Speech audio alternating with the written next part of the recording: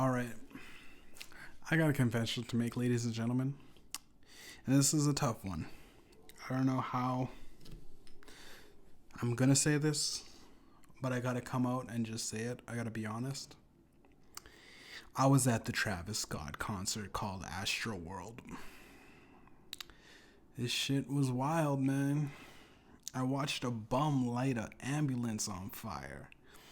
I watched firefighters at the scene went to put out the fucking fire on the fucking ambulance, but some kids replaced the water hoses with 151 rum, and the kids all chanted, "Get lit, get lit, get lit." It was fucking crazy, because they definitely got lit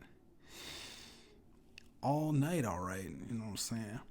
The police on the scene went to rescue paramedics while giving CPR to these paramedics that were down to revive them.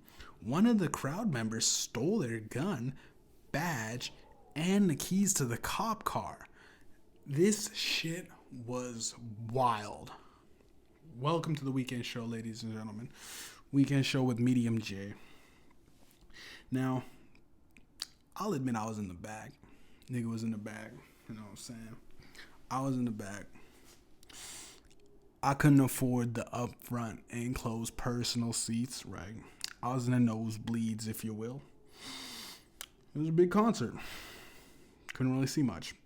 But then, as the festivities started and the fires rose up, I started seeing more and more. I seen everything. I visualized everything. Now, the first things first, Travis Scott started off the show personally holding up the AR-15 from the Kyle Rittenhouse trial. He was just holding it up for like about 15 to 20 minutes. He was just kind of, it's like, I got this signed by Kyle. That's what he said. He's like, I got this shit lit, bro. It was pretty cool. I ain't gonna lie, I was kind of jealous. Yeah, and he held that assault rifle and chanted rage, rage, rage for like 15 minutes. It was kind of weird. And I specifically remember looking around and everybody was in those giant hordes like the zombies in I Am Legend when Will Smith goes looking for Sam, his little dog.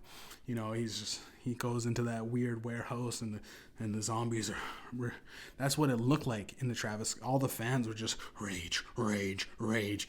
And the shit was so crazy because somehow they all had auto-tune. Every single one of the members had, or the members of Astroworld, the fan base, somehow was equipped with auto-tune. There's like a mic in the crowd or something. I guess we're being recorded or something for Scott's pleasure.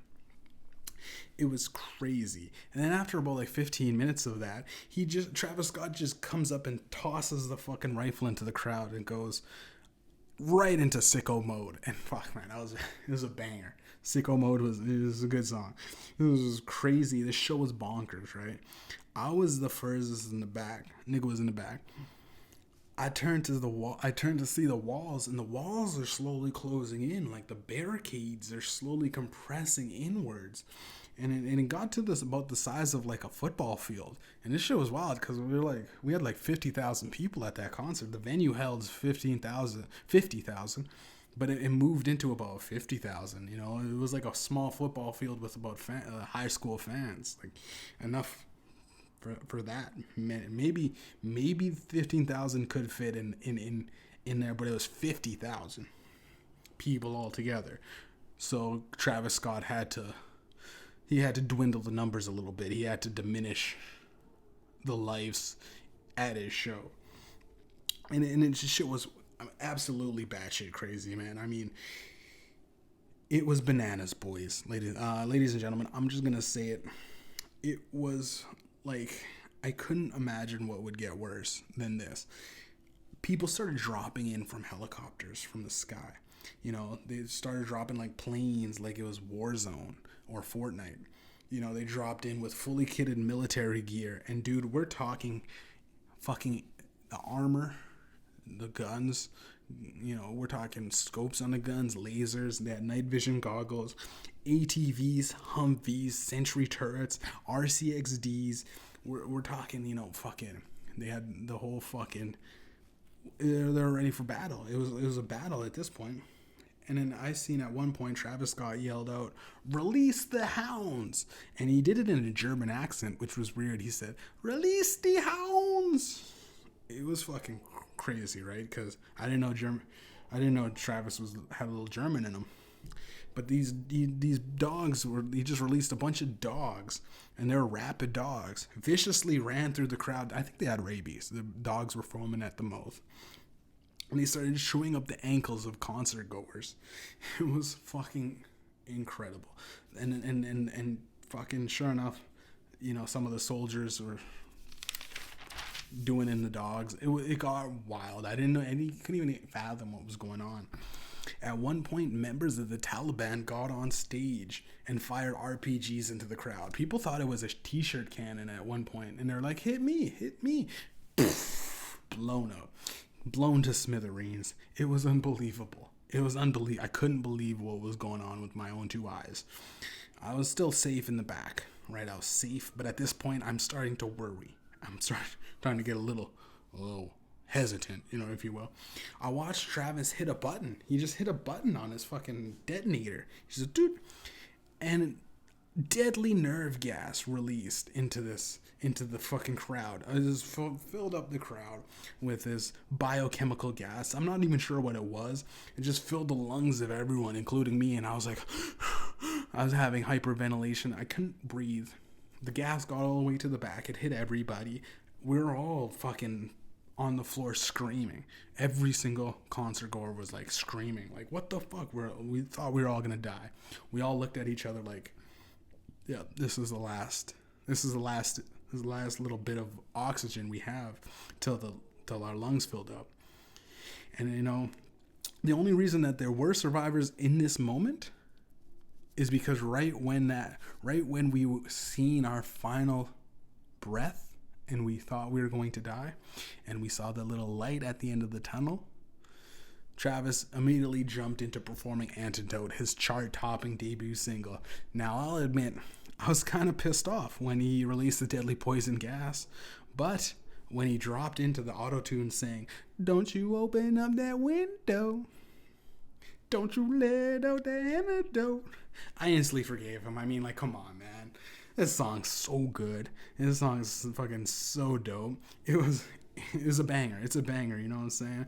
All deaths aside, that show is fucking lit. This show's lit because it sounded so good. It sounded exactly like you hear on your fucking Spotify playlist, Don't you open up? I was dancing. It was a vibe because all of a sudden the gas in our lungs just dissipated. The antidote was his music. He put us in danger, but then he saved us. What a guy. What a good guy. And, once we hit about 50% death capacity, straight up, Travis started doing Fortnite dancing emotes. He just started dancing for all the children. I was like, he's doing something for the children here, the 12-year-olds and under. He just started doing Fortnite dances, But a couple of the 12-year-olds were being hauled off into a Medivac helicopter. And the scariest thing is, while they were flying to safety, they were off, out of the crowd, out of the danger. Scott said, hold up, wait, is that a Medivac helicopter right there? Is that an ambulance helicopter? And that's what he said. Hit a button on his fucking detonator again. Instantly, the fucking ambulance, flying ambulance, blows up fucking to smithereens. No, I highly doubt there were survivors. It was just crumbling, and the debris fell into the audience. And he rigged the Medivac helicopter with C4. Travis hit it in the chopper. He said, Travis Scott gets on microphone and says, "No one leaves this show till it's over." Now that would have been a really ominous statement if it didn't come from that gay auto-tune voice that he had still pre-built into the microphone. It's like, "No one leaves this show till it's over." That's what it sounded like. It kind of sounded weird. Not gonna lie, it lightened up the mood a little bit. We're still in it. And then he drops right into Goosebumps, right?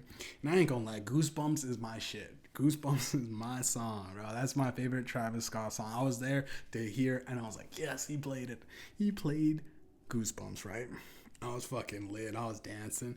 I completely forgot about the death and destruction. I was like, bodies and bodies, schmodies, right? Death, schmeth, right?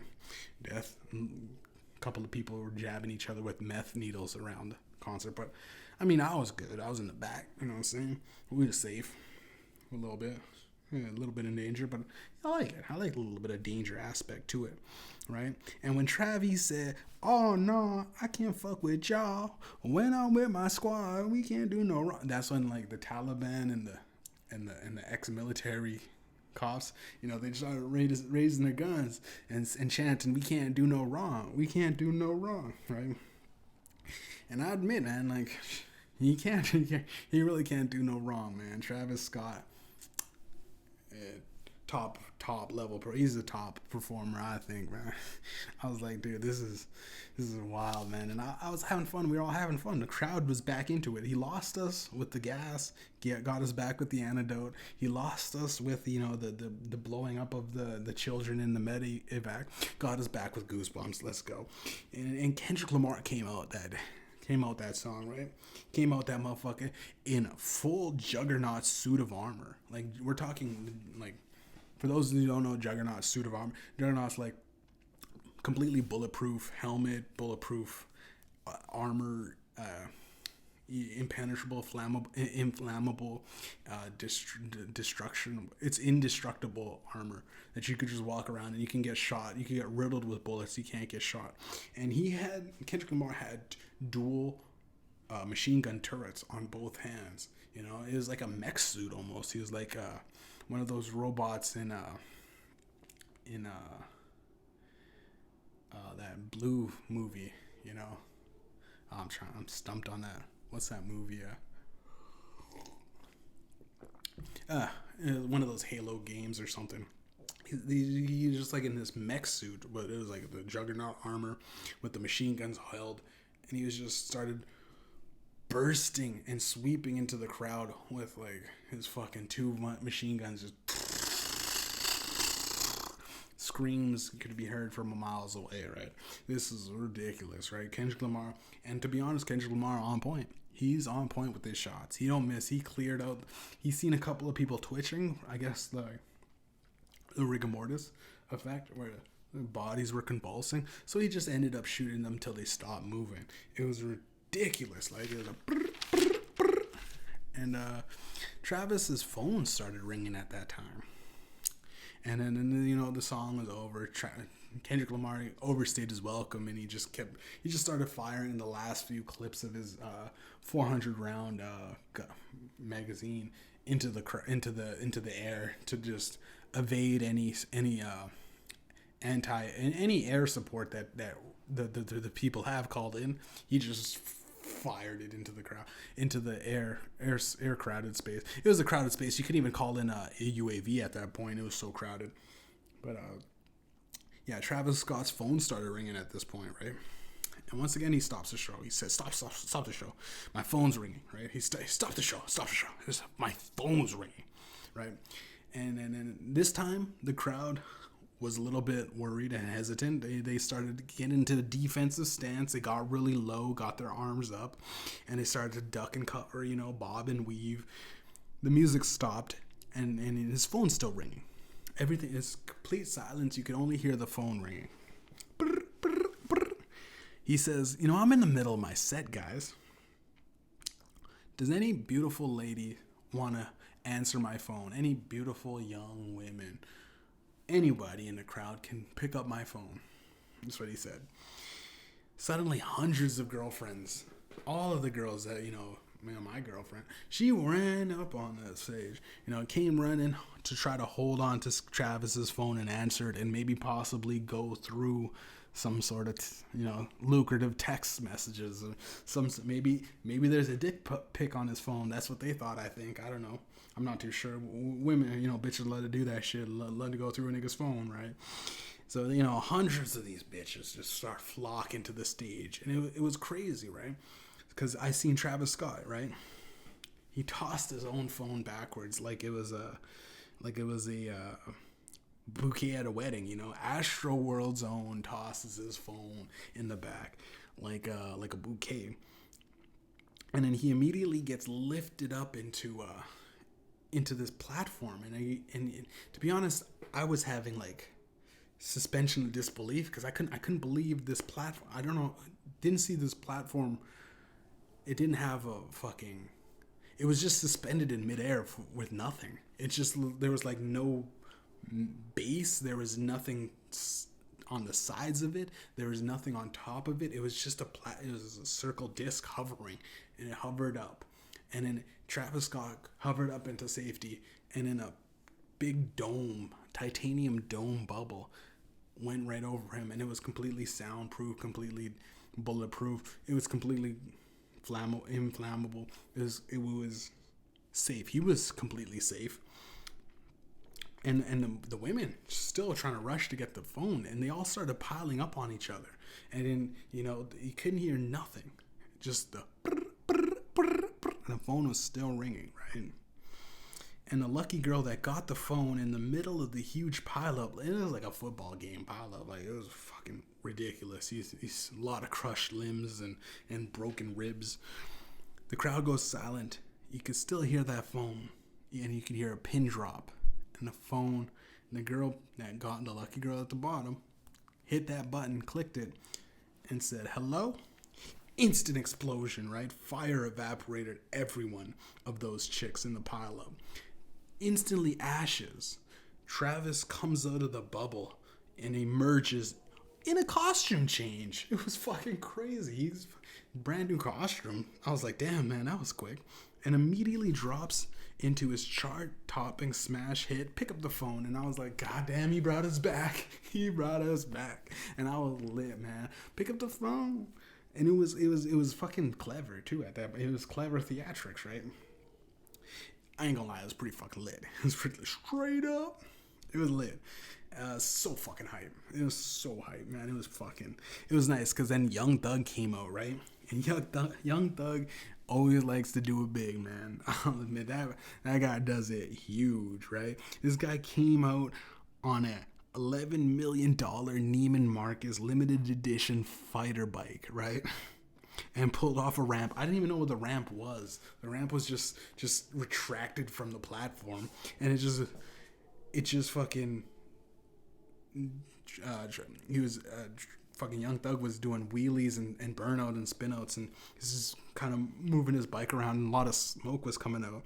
Now, ladies and gentlemen, I've seen crowd surfing before. I've seen stage dives. I've seen people in wheelchairs getting lifted with their wheelchair. I've seen people hopping off those lights. I've seen people like dive from stories into the crowd. But I have never seen an artist pull off of a ramp in a super bike going full speed. He said, I think at one point Young Thug said, I have the whole speedometer. I bought the whole speedometer, and I'm going to use the whole speedometer. And he just sped off. I've never seen an artist drive it on top of the heads of unsuspecting fans. Dude, Young Thug was doing wheelies in that motherfucker on top of the head. People were like, man, did you get the wheel marks? People were flexing on Instagram like days later, like, I got the wheel marks still on my head from the wheelie that Young Thug popped on me. It was crazy. I seen him do a backflip too off of that ramp. He did a backflip. It was the wildest shit. I was tempted to get blessed with the motocross. It was an $11 million bike, man. The fucking tire marks must be worth something. You know what I'm saying? It was fucking crazy, right? And then Travis releases DaBaby. Now this is crazy because we thought DaBaby was gone. We thought he was canceled. We're like, what? At this point in time, it was the controversy. You guys all know already. If you checked out previous podcasts, I mentioned this. He just opens up a cage and DaBaby comes out. And he just immediately, he doesn't even linger about it. He doesn't beat around the bush. He just starts shooting the crowd while yelling homophobic slurs, claiming he's going to kill every faggot with AIDS. That's what he said. And to be honest, man, the wild thing was the baby didn't and wasn't even scheduled to perform there. He wasn't on a ticket. He wasn't on the fucking manifest. We were looking at the thing. People were going like, the baby shouldn't even be here, right? I don't even think that nigga got paid, right? He just did that shit pro bono. Now, a couple of other, survivors and I dug a few holes and we rolled out barbed wire because essentially at this point, it was getting wild and we wanted to stay. We could have left. The doors were always open for us to leave, but the fucking concert was getting. We know that this concert ain't over. We're halfway there, baby. We gotta fucking. He just dropped a baby and said that's just a little side thing, So we know he still has his hits to perform, right? Still has a lot more hits, right? Travis got hits for days, bro. We wanted to stay, so me and a couple of survivors, we banded together and essentially created these trenches. And now a lot of rappers, they talk about trenches, coming out the trenches, coming out the war zone, the hoods, and they do. But I don't think rappers really truly get it because Travis Scotty actually sends his fans into the trenches. He actually sends the trenches he brings the trenches to the concerts, you know what I'm saying? Because we had to dig trenches. We had to build up a base. We had food rations and med kits, as well as a couple of nurses patching up the wounded soldiers that would crawl back behind the friendly lines. We had jerry rigged one of the stolen quads, and we were picking up the survivors and bringing them back to base and patching them up and sending them back into the fight. We had stolen one of the RCXDs, and we'd be sending food off to other bases and establishing a connection. We were establishing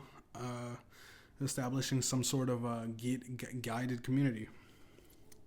Our base was small, but it was tight. It was tight-knit. We moved as a unit. We rescued the fallen allies. We fled the enemies fighting alongside Scott. We were also building zip lines, right? We got a system of zip lines that we could zip in and out because we learned from our first lesson, when Travis yells rage, you got to get to the high ground because we lost. We lost a guy named Terry the first time. But rage, and then Travis Scott just started releasing animals, released like mongooses, wild snakes, and just a bunch of like buffalo. This is like it was a stampede, to be honest. Just animals running through the crowd, trampling everybody. A couple of elephants and rhinos too were there. It was wild, but we learned our lesson. So when he says rage, we get to high ground, right? Now, when Travis says, is lit, that's when we phone in our firefighter because that's when the napalm strikes start.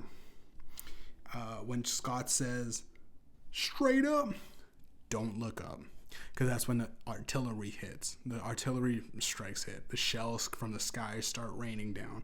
And if you look up, it's too late. You gotta duck and cover into the trenches. When Kylie Jenner's boyfriend screams, "All right," that's the signal to move everyone to the right. You got to move all your fucking bases to the right. Leave the people that can't move behind because instantly everyone on the left side of the crowd gets mowed down. He had that, and then it's kind of like the red light, green light little girl in the Squid Games. The machine it's like almost like an auto aim machine that can detect movement on a certain side, but it was him in his big mouth. It opened up and just started firing. It was automatically firing at everybody on this side of the line, on the left side of the line. It was actually pretty cool. I'm not gonna lie. I was scared at the same time. I was like, man, he is a showman. He's putting on this. Reminded me of what I watched on Netflix earlier that year, right? Yeah. Anyways, we had intel. We had some sort of intelligence on this because we had this kid named Frankie. He was a scrawny, frail, pale, nothing much to look at kid, right? He had glasses, kind of a little bit of acne in the face. Didn't look like much. But for But what lacked in his physicality, he made up for in his knowledge and his understanding. Because about the demonio, Travis Scott. Frankie grew up in Houston, Texas. His whole life, he was fully aware of the entire music scene in that area. He knew the underground artists, he knew the up and comers, and he knew the fame riddled superstars. Little Frankie was at Travis's first concert. Back in these days, there were only like 2 or 3 deaths per show. He learned the ropes. He studied his enemy. He studied our enemy. He recognized the mistakes of the fallen, and he recognized the mistakes of Travis. He knew the signals and the cues. He was a lifesaver. He prevented a lot of casualties on our side in this battle. And but all the training, all the preparation for weeks in those trenches that we stayed. I mean, that concert went on for days and led to weeks, but we were so hungry, and we were so in a constant fight or flight mentality that we couldn't really guarantee. It might have been weeks, it might have been months, it could have been hours. We don't know. It was just, it all hit us all at once, right? I remember sleeping at least a fortnight. But all of the studying little Frankie had, studying the land and studying the trenches, could not prepare us for what was about to happen next. And I'm going to get into that right after I get into this ad. Ladies and gentlemen, we got an ad for you guys. So, ladies and gentlemen, and non-gender specific people, are you tired of being trampled when you're going to your favorite artist's concert? Are you fed up with the total lack of responsibility by the venue and the promoters when things go wrong? Are you sick of dying every time you want to see a live show? Do you want to leave a show alive? A live show alive. Call Cash Leaders. We're the artists. Cash Leaders, bitch. We're the artists. We're the labels, the business, the promos, the producers, executives, the venue builders. We do the setup, directors, script writers, actors, managers. Dwayne "The Rock" Johnson, by the way. This is just a little flex. I don't mean to name drop people. Dwayne "The Rock" Johnson, stunt double. I was his stunt double. I also was personal coach, right? There's literally nothing we can't do here at Cash Leaders, bitch. Cash Leaders, bitch. We also guarantee that there's literally nothing we can't do, including killing you at our concerts. We don't do that, That's our cashback guarantee. Coined the term cashback, by the way. It's trademarked. If you die at our show, instant refund. It's Cash Leaders, bitch. Now book us now. You know what I'm saying? Music available on Spotify, YouTube, or wherever you find your music. You know what I'm saying? Now let's get back into this podcast now. Now, Lil Frankie was worried, right? Lil Frankie, he had the knowledge, he has the wisdom, he had the expertise in understanding, he had the intelligence that we needed. But he was afraid. He was scared. In his infinite wisdom and inside information on the man we shall not name, he could not prepare for what was going to happen. Drake enters the stage. Now, I'm into theatrics. I'm into watch. When I was a kid, I watched WWE. We know that there's a lot of stage things that you think are real might not be real, but Drake really entered that stage that day. And for the people that they don't know what a Hell in a Cell is, I'll explain it. A Hell in a Cell is a cage match between two wrestlers, right? The cage match is, you can exit the cage with these doors, but the doors ultimately are like wired shut, or like chained shut, and it's trapping them in. So it's pretty much like a fight to whoever wins, and then they open up the cage when the winner is decided.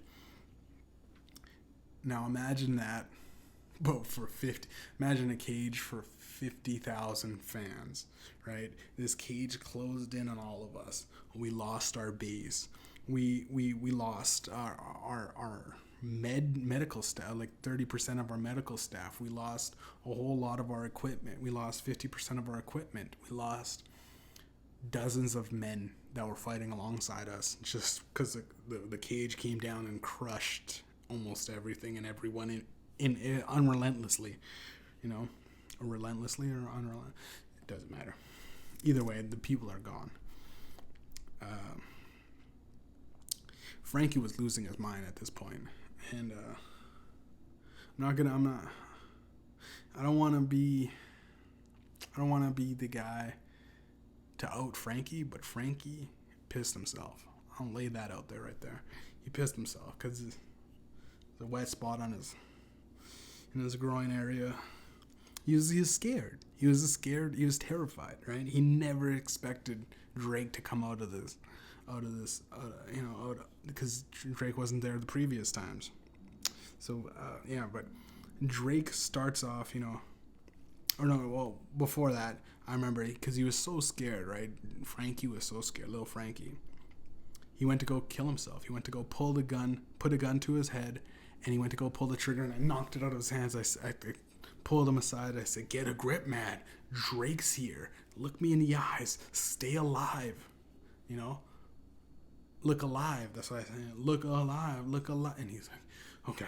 And he got back into it. He kind of got squirrely for a second, but he got right back into it because then Drake started performing Energy, right? And the fans in the crowd, the crowded cage, they started to stretch and they started to warm up. They started to loosen up because Energy, we're waiting for what's next, right? And luckily that song was okay. For the 3 minutes, it was a warm up. It was like a break in the music. And as Drake ends the song, he drops right into his hit single, Hotline Bling. I know when that Hotline Bling, whilst somehow in a beekeeper suit. He got in, I don't know, I didn't even see him change into, he just instantly dropped like the blink of an eye. He dropped into a beekeeper suit and he releases hundreds of thousands of bees. These are killer African bees, by the way. And about 90% of the entire world's population of African bees into that single venue. He just releases. Luckily, we were in a cage, right? So I'm thinking, sitting back going like, okay, the bees are going to escape out of the cage, right? And that's what they went to do. The bees naturally went to fly out of the cages until a single giant beehive emerges from the center of the stage, drops down into the cage, into the middle of the Astroworld cage zone in the shape of a golden microphone. It was a golden beehive microphone. Now, I forgot to mention Drake had gold too. Like it matched Drake's golden beekeeper suit, and he had diamond nipples. You know what I'm saying? And he would rub them occasionally. He had diamond. It was pretty fun. I ain't gonna lie. The bees were bad, but the fucking cool beekeeper suit, like it was pretty lit. And he had one of those Daft Punk, robotic, teleprompter things on his mask, and it said, "Be careful." That's what it read. Be careful. Pun. Drake's kind of funny when he wants to be, right? It's just pretty fucking funny. It was pretty cool. I ain't gonna lie. I'm not a really big Drake fan, but I'm like, you know what, man? Give it up for Drake, ladies and gentlemen. Give it up for Drake. But yeah, the bees came out, and they went to go, and then they came in and saw the queen bee, and the queen bee was named Rihanna, right? Drake was saying this, bellowing the information out, like this queen sits upon her throne. Her name, Rihanna. He was saying that all in that reverb, echo, delay, auto-tune effect. Still had the same microphone as Travis Scott, right? I'm sorry, this is just so hard for me to relive, right? And it made it so weird and ominous. Like we were kind of like playful at the beginning, but now the bees got angry. The bees were very mad because they thought that we were attacking the beehive and the queen bee Rihanna subsequently. So the bees started treating the audience like a threat to their national security. They began stinging the fuck out of everybody. Everybody got stung. And I got stung. I got stung everywhere. Right? I just healed from the stings. Frankie got the worst of it though. Little Frankie got swollen all over. His eyes were completely shut. He couldn't see at all. He was down. Man down. I ran up over to him and held him close and yelled, "Fucking bees, man. Fucking bees. Frankie, you okay? Frankie, can you hear me?" And Frankie looked at me. And he held me back. He held me by my neck. And I could feel his grip loosening. You know, I could feel him struggling to hold on to me. Hold me back. And he whispered, "I'm allergic to." I'm allergic to. I go, "Frankie, take your time, just slowly. What are you allergic to?" "I'm allergic to African. I'm allergic to African." And he just fainted. He passed out from the bee stings. He couldn't handle that. But I knew what he was trying to say. I think we all know what he was trying to say. And I can't believe it, man. Frankie was allergic to African Americans. I snapped his neck immediately. I just go, "Fucking hell, man. You think you know a guy, right? You think you know a motherfucker. Come to find out he's a fucking neo-Nazi? Now I am at this rate. I am where Travis Scott wants me to be. I am in a rage. I am raging. I was in a blind rage. I ran up, I kept the front lines. I kept it up. And, in this newfound rage that I had, a lot of slicing and dicing. I must have murdered hundreds of giant bees and dozens of people that got in my way. Because I picked off a diamond cut sword from a samurai in a full suit of armor. Now Drake, I picked out this guy, this samurai, because Drake called out, and I'm only quoting Drake, because Drake pointed to the samurai and said, "He's the new kill leader." And then the armor came down onto him with a sword, and I'm only quoting Drake. I mean, I killed the kill leader, and I'm not bragging or anything, but it's his words, not mine. So if I killed the kill leader, then that means, it means I might be the kill leader, right? But as the swarm got denser, the closer I got to the main stage, I got to the Queen Rihanna. I got closer and closer to Queen Rihanna, but the swarm was ridiculous. I couldn't tell bee from man. I was getting sore in my mind. My mind was strong, but my body was weak. I couldn't see. I was getting sore. My mind was gone. I was tired talking to myself. I was delusional. I seen bees that looked like men, and I seen men that looked like bees. At one point, I couldn't tell man from bee. It was a bee man or a man bee. I couldn't believe. It was horrible. I had blurred visions, and I couldn't tell if my men on the front lines. I couldn't tell them anything. They said Jeff's gone feral. Mediumjay's gone feral. He's feral. He's a man. He's a man of the bees. He's one with the bees. I didn't understand what was going on. The bees started talking. The bees bit me in the ears, swelled up my ears, and they started buzzing. And bzz, bzz, bzz. I started speaking in bee. I learned the bee language. I looked up and I started to question God. And just as I questioned God, God came down with an answer. Dropped from the top of the stage was a light. The top of the stage was a light. This light shined bright like a diamond. Chris Brown, dressed up in a bumblebee onesie, came running in, and he was full sprinting. We're talking sprinting like marathon level, like Olympic athlete level sprints. He's going, and he jumped on the center platform and immediately started beating off all the women in the stage. Just started punching and throwing hooks to the women, and he cleared out the stage, and the male survivors got on stage, and we were safe for a little bit. It was clear, completely clear on the center stage. Travis Scott was up in the high rise on top of the thing, and he had actually wings too, so he was kind of flying around, but he would hover in the corner of the cage, kind of going like, yeah,